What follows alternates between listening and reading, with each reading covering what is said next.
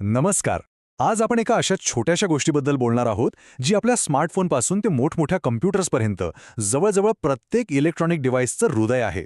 हो, बरोबर, आपण बोलतोय पी-एन जंक्शनबद्दल. बघा, हे फक्त एक टेक्निकल नाव नाहीये. खरं तर हा आधुनिक तंत्रज्ञानाचा, आपल्या इलेक्ट्रॉनिक युगाचा पाया आहे.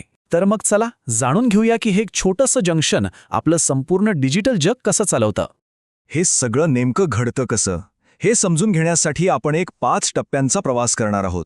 आपण सुरुवात करू सिलिकॉनच्या 2 बाजूंपासून, मग बघू डिफ्युजनची धावपळ, त्यानंतर डिप्लेशन झोन कसा तयार होतो, मग संतुलनाची अवस्था कशी येते, आणि शेवटी या सगळ्याकडे एनर्जीच्या दृष्टिकोनातून कसं पाहता येतं.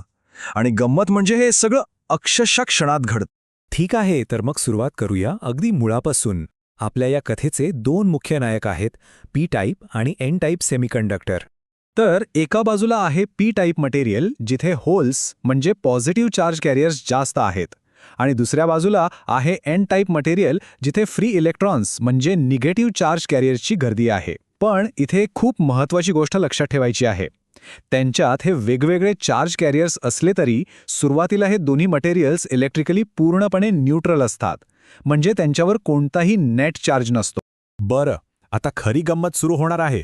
काय होतं जेव्हा आपण या 2 वेगवेगळ्या मटेरियल्सना एकाच क्रिस्टलमध्ये एकत्र आणतो? चला बघूया. इथे भौतिकशास्त्रातला एक अगदी मूलभूत नियम कामाला लागतो, तो म्हणजे डिफ्युजन. डिफ्युजन म्हणजे काय? सोपं आहे. जिथे एखाद्या गोष्टीची गर्दी जास्त असते तिथून ती कमी गर्दीच्या ठिकाणी पसरते. आणि इथे नेमकं तेच घडतं. एन साईडला इलेक्ट्रॉन्सची प्रचंड गर्दी आहे, नाही का? मग ते साहजिकच कमी गर्दीच्या पी साईडकडे धाव घेतात. आणि त्याचवेळी पी साईडवर होल्सची जी गर्दी आहे ते एन साईडकडे धावतात. जणू काही ते एकमेकांमधली रिकामी जागा भरून काढायला निघाले आहेत. ही जी सुरुवातीची धावपळ आहे, त्याचा एक खूप मोठा आणि तात्काळ परिणाम होतो थेट त्या जंक्शनवर. चला बघूया काय होतं ते.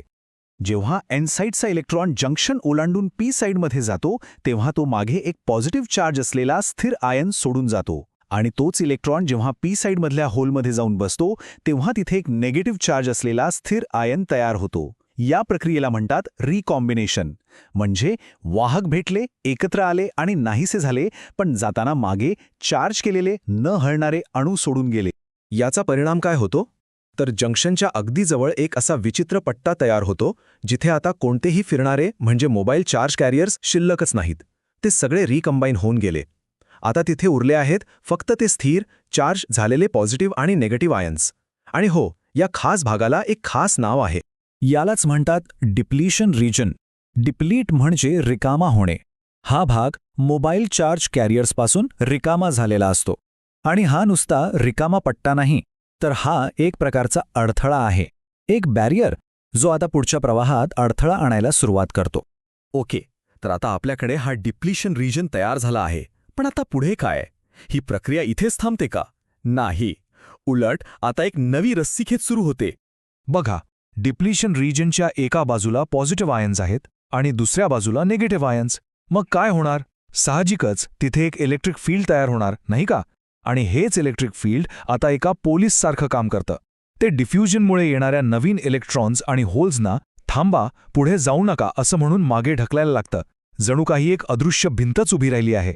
तर आता इथे 2 विरुद्ध शक्तींमध्ये एक लढाई सुरू होतीये. एका बाजूला आहे डिफ्युजन करंट, जो घनतेच्या फरकामुळे कॅरियर्सना जंक्शनच्या पलीकडे ढकलतोय, आणि दुसऱ्या बाजूला आहे ड्रिफ्ट करंट, जो या तयार झालेल्या इलेक्ट्रिक फील्डमुळे कॅरियर्सना विरुद्ध दिशेने ओढतोय. एक पुढे ढकलतोय तर दुसरा मागे खेचतोय. एक मोठी रस्सीखेचच सुरू झालीये. आणि ही रस्सीखेच एका क्षणी अशा टप्प्यावर पोहोचते जिथे डिफ्युजन करंट आणि ड्रिफ्ट करंट यांची ताकद अगदी समान होते.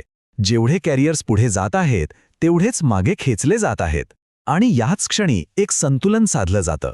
यालाच आपण म्हणतो थर्मल इक्विलिब्रियम. आता जंक्शनमधून वाहणारा नेट करंट 0 होतो. सिलिकन वापरून बनवलेल्या जंक्शनसाठी हा जो अडथळा तयार झाला आहे त्याचं पोटेन्शियल साधारणपणे 0.7 व्होल्ट इतका असतं. हा आकडा खूप महत्त्वाचा आहे. आणि जर आपण सिलिकॉनऐवजी जर्मेनियम वापरलं तर हाच अडथळा थोडा कमी असतो, साधारण 0.3 व्होल्ट. म्हणजे बघा, मटेरियल बदललं की या बॅरियरची उंचीही बदलते.